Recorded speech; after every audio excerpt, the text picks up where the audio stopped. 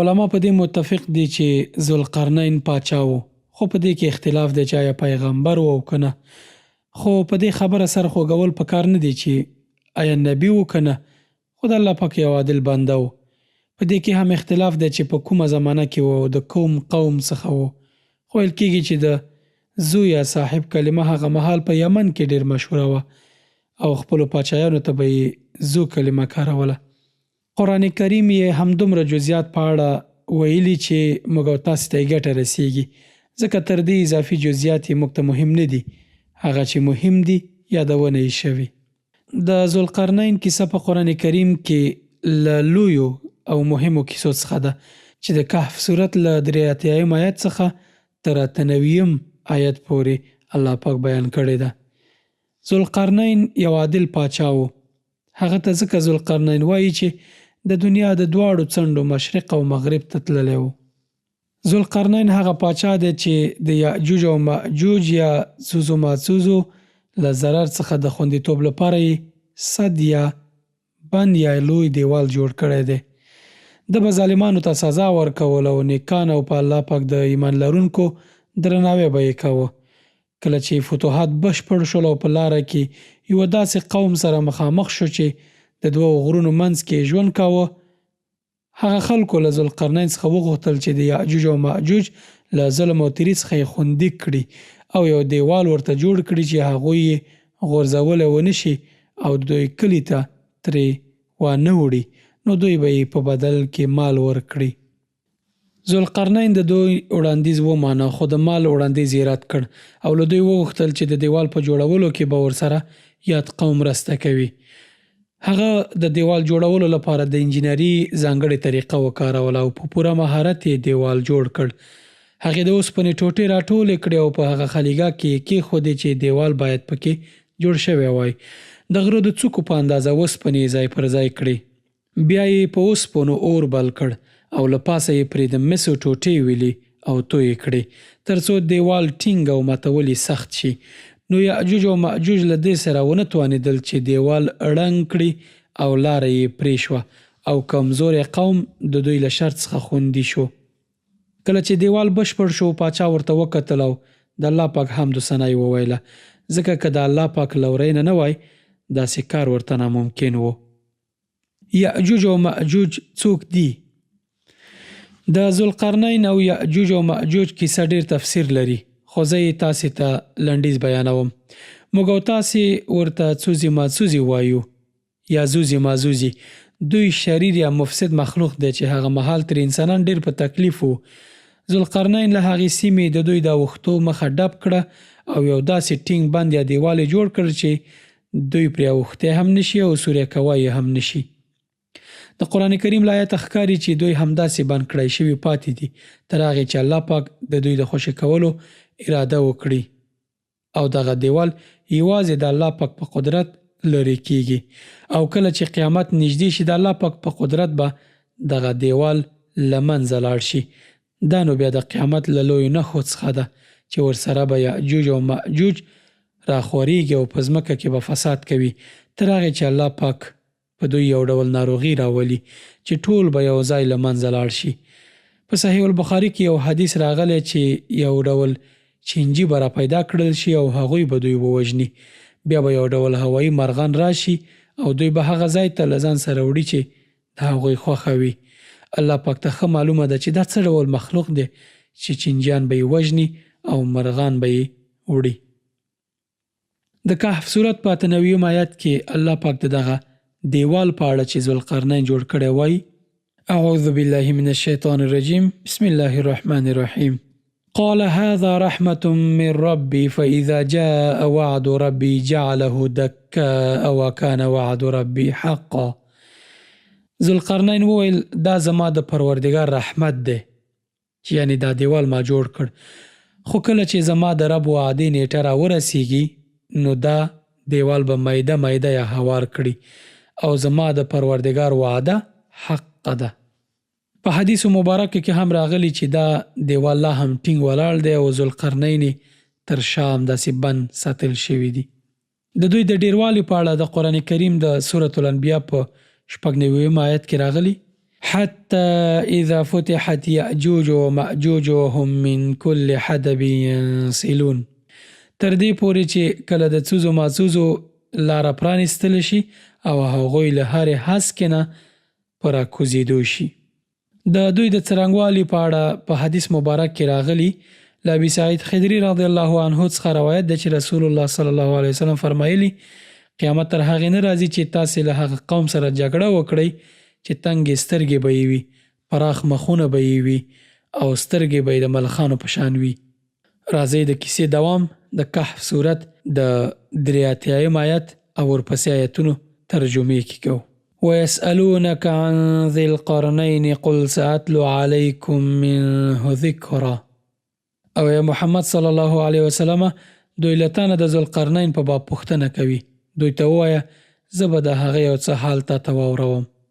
انا مکننا له فی الارض واتیناه من کل شیء سببا. موږ هغه ته په ځمکه کې قدرت ورکړی وو او هر ډول وسایل او اسباب مو وربخلي وو. فاتبع سببا. هغه لومړی د لویدیځ خواته د یو اقدام اسباب برابر کړل، یعنی د سفر تیاری وکړ. حتى اذا بلغ مغرب الشمس وجدها تغرب في عين حمئة ووجد عندها قوما قلنا يا ذا القرنين إما أن تعذب وإما أن تتخذ فيهم حسنا.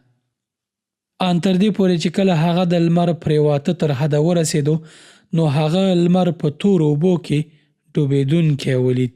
یعنی دی چې کله د ځمکې هغه وروستۍ برخې ته ورسېد، سفر یې پیل کړ، هغه کوم ساحې ته ورسېد چې هاخواته نور ځمکه نه وه، نو د لمر ډوبېدونکی ولیدو په اوبو کې. یعنی په دې معنی چې لمر د اوبو تر شا ډوبېدو او هلته یو قوم وموند او موږ ورته وویل ای ذوالقرنینه ته دا وس هم لري چې دوی په تکلیف کړي او دا هم چې ښه چلند ورسره وکړي.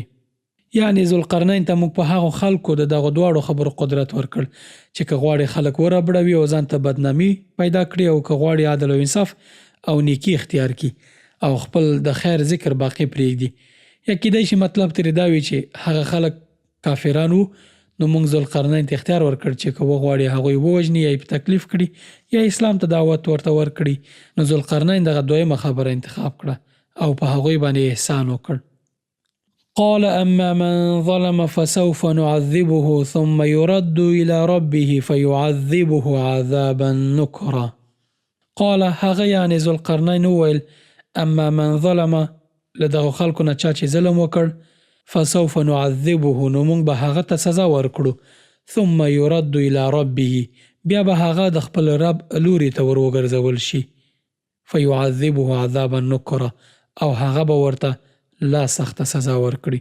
یعنی څوک چې ظلم وکړي هغه به موږ ورسره حساب وکړو، وبه وژنو، هغه به خپل رب لوري ته ورشي او هلته به رب نوره سزا مو ورکړي.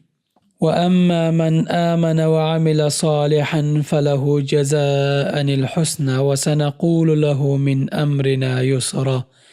او له دوی نه چې څوک ایمان راوړي او ښه عمل وکړي د هغه لپاره غوره مکافات دي، یعنی په آخرت کې او په دنیا کې هم. واما من آمن او چا چې ایمان راوړي وعمل صالحا او نیک عملونه کوي فله جزاء الحسنى نو د ده لپاره غوره مکافات، غوره بدله ده، یعنی په دنیا او په آخرت کې. وسنقول له من امرنا یسرا او موږ به ورته آسانه حکمونه ورکړو، یعنی موږ به ورسره آساني وکړو. یعنی په آخرت کې به نیکي ورکړل شي او په دنیا کې به موږ په هغه سختي را نه ولو، بلکې هر کله چې د خپل کار لپاره هغه ته کومه خبره کوو نو په سهولت او نرمۍ سره به ورته کوو.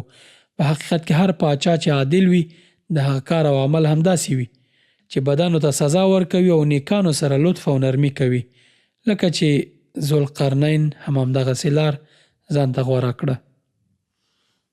ثم اتبع سببا بیا هغه د یو بل اقدام یا سفر تیاری ونیوه. یعنی کله چې د مغرب له سفر څخه فارغ شو نو د مشرق په طرف خپل سفر پیل کړ او په تیاری بوخت شو.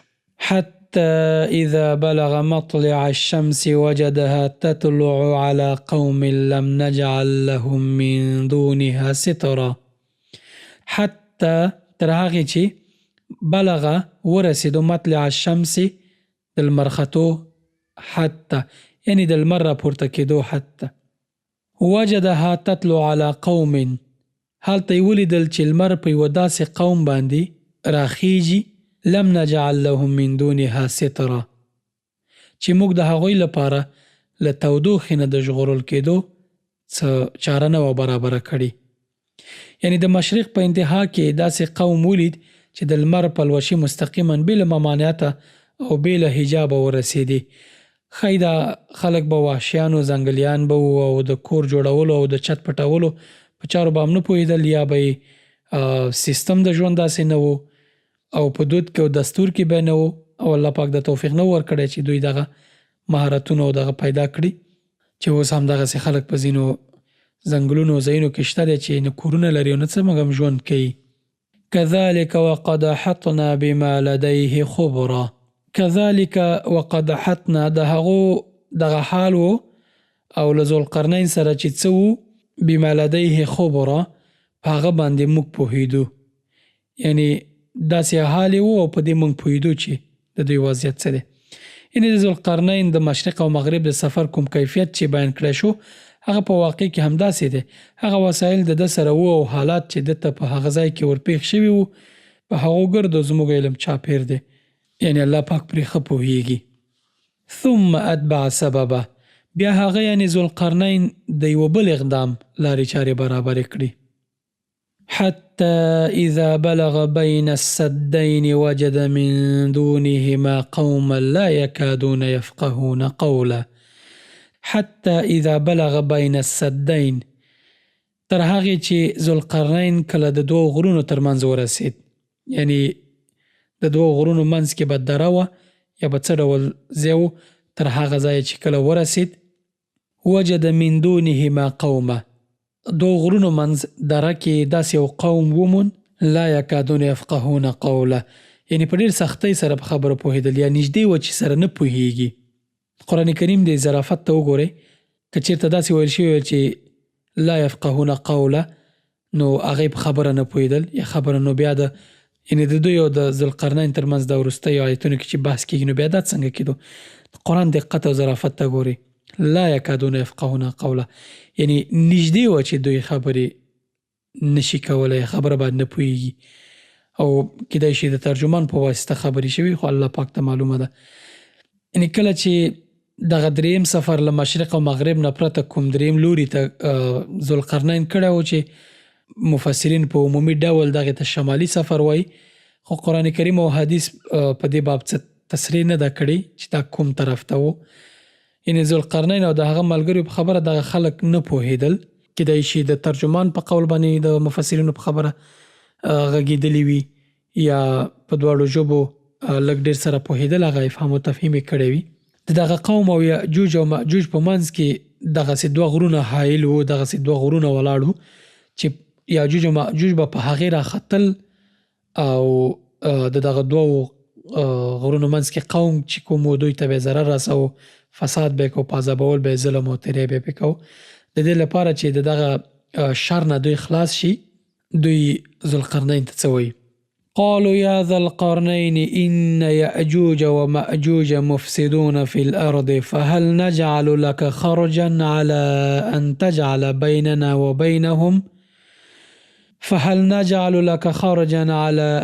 تجعل بيننا وبينهم سدا.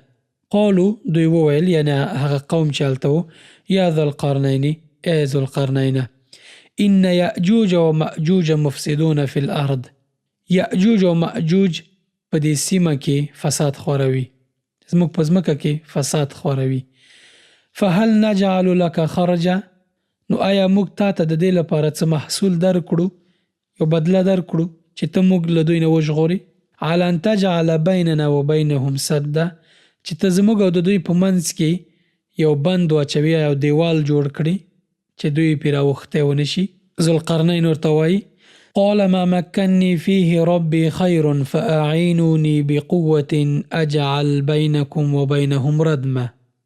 قال ذوالقرنین ورته وویل ما مكنني فيه ربي خير هغه څه چې ما ته پروردګار را کړي دي هغه ډیر دي یعنی زه ستاسو مال ته ضرورت نه لرم هغوی ورته د مال وړاندیز وکړ. ذوالقرنین ته وایي زه ستاسو مال ته ضرورت نه لرم. فاعینوني بقوة، نو ما سره تاسې په خپل بشري قوت سره مرسته وکړئ. تاسې د خپل کسان ما سره چې لرئ، دا څومره خلک چې یاستئ، ما سره مرسته وکړئ دغه اوسپنو په راټولولو کې، د اور په لګولو کې، د لرګیو په راټولولو کې.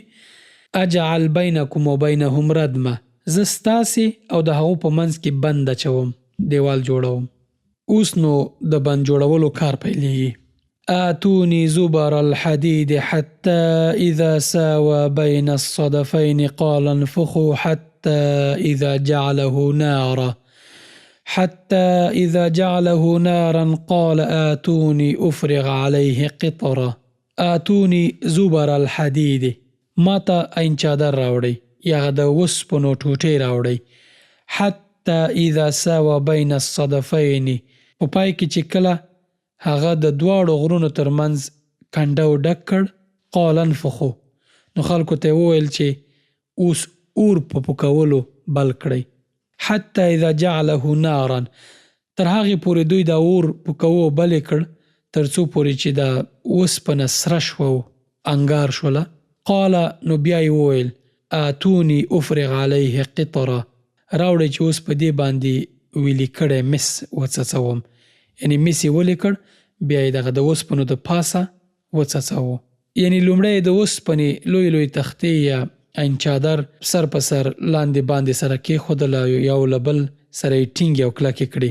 کله چې د اوسپنو لوړوالی د دواړو غرونو څوکو ته ورسېد، لرګي او سکاره یې پرې ډېر کړل او خلکو ته یې امر وکړ چې دغه اور په لګولو او پوکولو را سره مرسته وکړئ چې یو دم ټول اور بل شي او له پاسه تر ښکته پورې یو ځلې ولګېږي.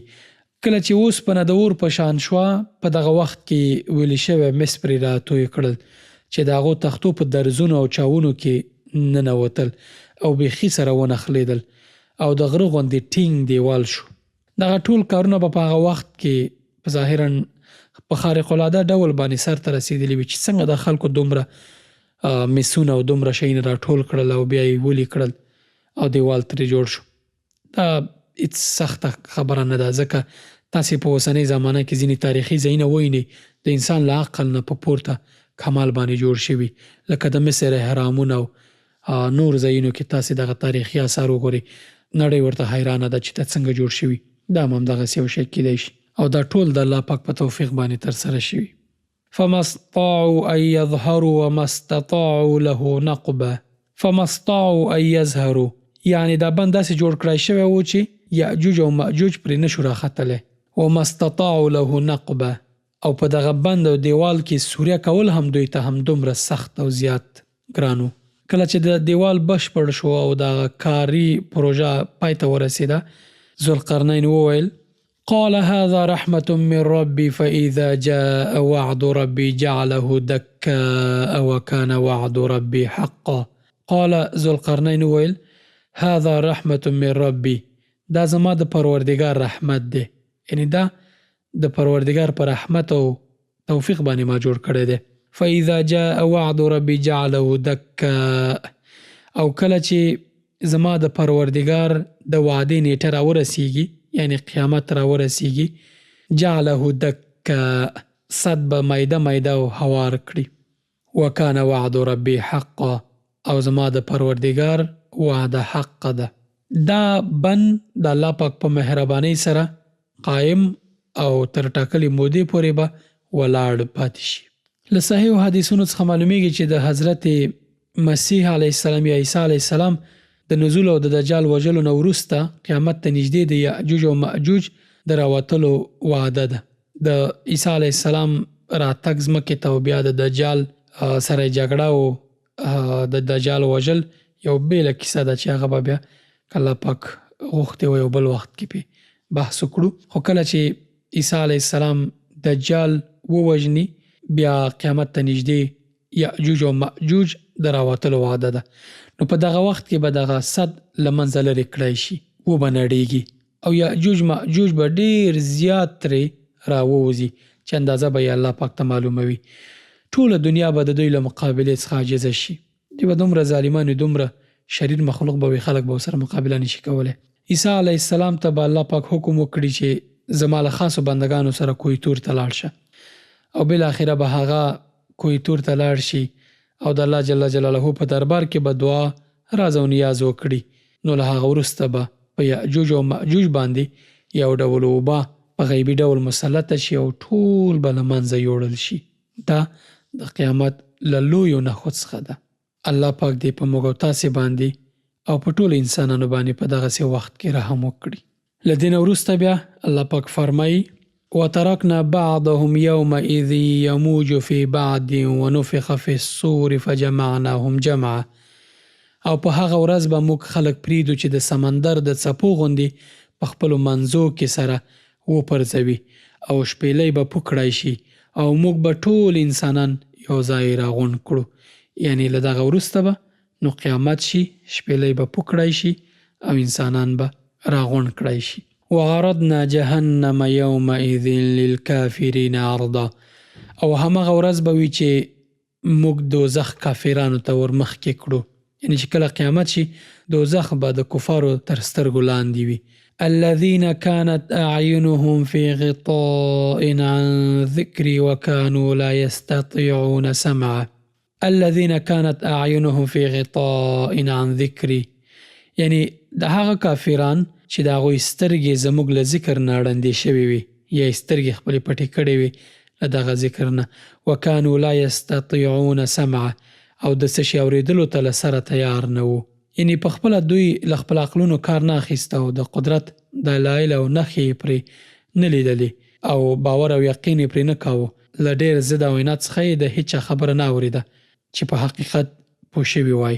نو اوس دوی له دوزخ سره مخامخ دي. الله پاک دې موږ او تاسې ترې وساتي.